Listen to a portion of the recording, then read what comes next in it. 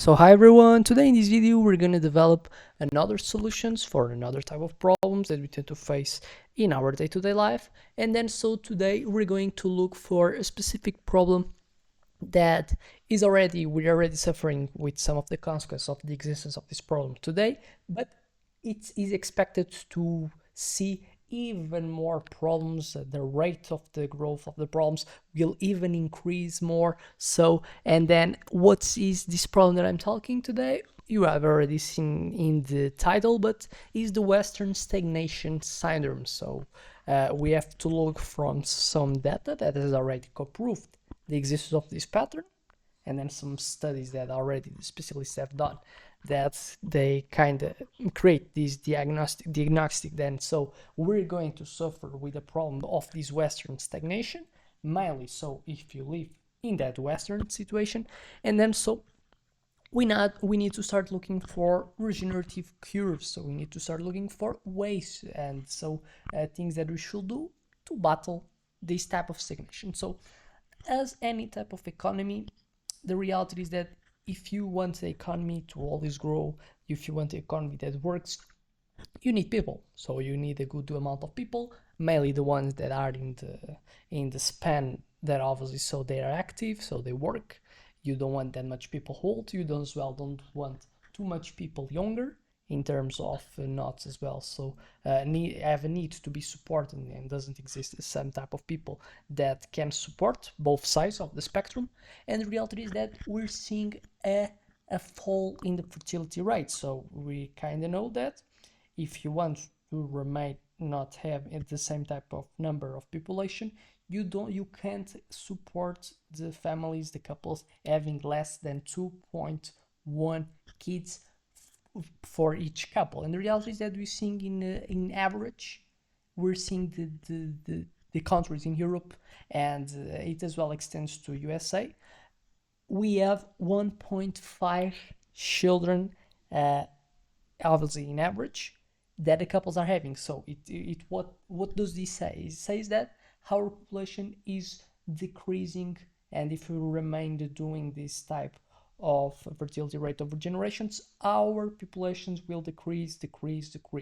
And the reality is that as much less people exist, less as well the economy tends to be stronger, because exists less people to work, less type of entrepreneurships are created, with less competition, so we can be exposed to more monopolies. And then so obviously with decreasing of the number of people existing as well, exists less consumers. So by existing less consumers, exists as well a less need to produce, and then so with less need to produce exists as well so the more people are unemployed. So the economy decreases over time if the populations as well decreases over that same time. And then so we don't like it. And then so what are solutions for that now that we understand that this is a problem? We have parental profit sharing as example. Parents that receive 1% equity in national GDP growth via baby bonds. Example, French parental equity scheme boosted births 18%. So kind of alignment of incentives. As much people exists, or as much borns, new children exists in a country, the populations get a direct type of revenue. So for contributing to this type of increase in the numbers of borns that exists of children, so in one specific country. Fertility moonshots, state-funded EVF egg freezing, more 3 years paid parental leave. And then so obviously it's something that can be flexible, it's just idea, but then now it's basically pure psychology, incentivize doing this type of action, that is so having kids for the people, for the public that you want so to make it, that is the general population, the couple. So facilitating it is one of the ways as well so to make people want to get so this action. Grandparental revival, tax credits for multi-gen homes, elder care, swaps, shield care for seniors as another example. So basically readapting, shifting the environments to becoming more prone so to people to like. Because what we see as a tendency, what's the pattern that we see today? People focusing a lot on careers, and then so they don't want to have kids because they perceive that as a kid is a bottleneck. So to constantly pursuing growth in their career. And then so obviously it's something that doesn't contribute for the sustainability of the society. And then so it's something that you already see that it's not something that contributes for the macro, but each of one of us the react towards our individual utility. And a lot of people say that even if it's bad for the society, me doesn't having it because it will exist a lot of few people in the future generation. The reality is I'm always going to put my type of utility in first place, and then so you have to act and create incentives for each individual person to feel incentivized, so adapted for individual. And then so obviously these parental profits money is one of the best ways, but you can look a bit for cultural, so praising more kind of putting a culture education people to feel and to praise mothers, fathers, and then so having as well a state in society that is most well perceived than what probably can be today.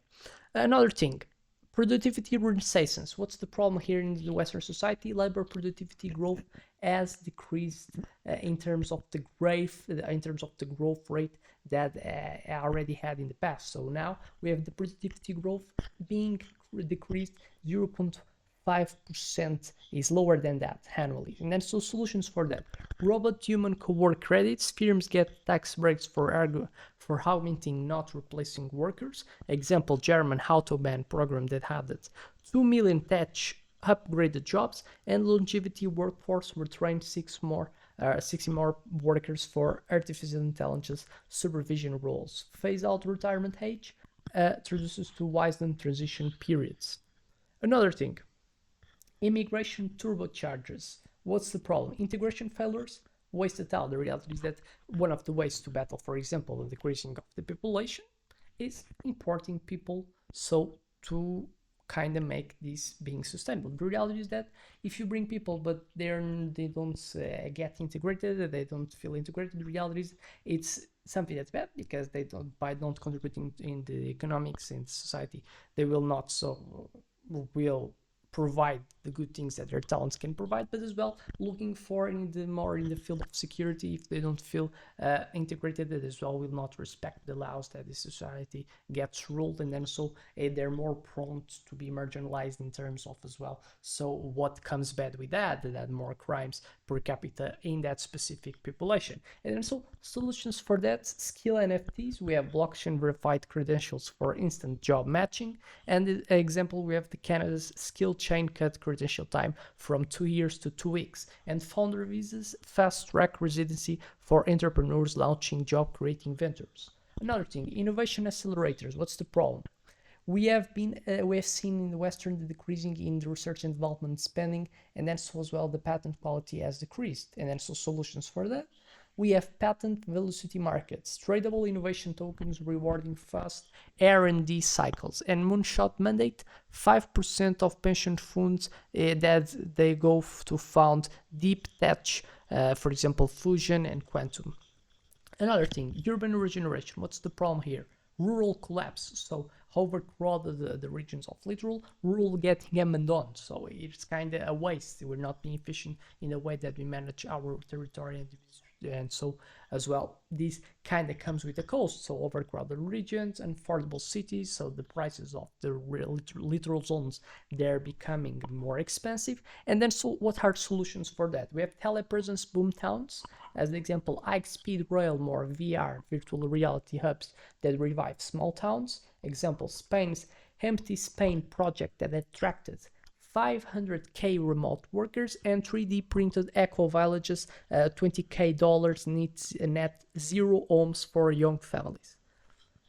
Another thing, deaf jubilee engineering. What's the problem? We're seeing a lot of countries the deaf to GDP ratio being higher than 1.5, and then so it stifles investment. And so solutions for that: growth linked bonds, convert student COVID debt to equity in national infrastructure, and digital inheritance reset, crypto wheels, how to pay debts from digital asset sales. And then so a last one to talk today: post GDP governance. what's the problem in Western? We see that GDP growth isn't different than well-being, and we've seen a lot of people that are in the governments, they focus in GDP growth and they perceive it as the real type of meaning of the increasing of quality of life of the people. And then so what are solutions for that type of problem, that type of distortion?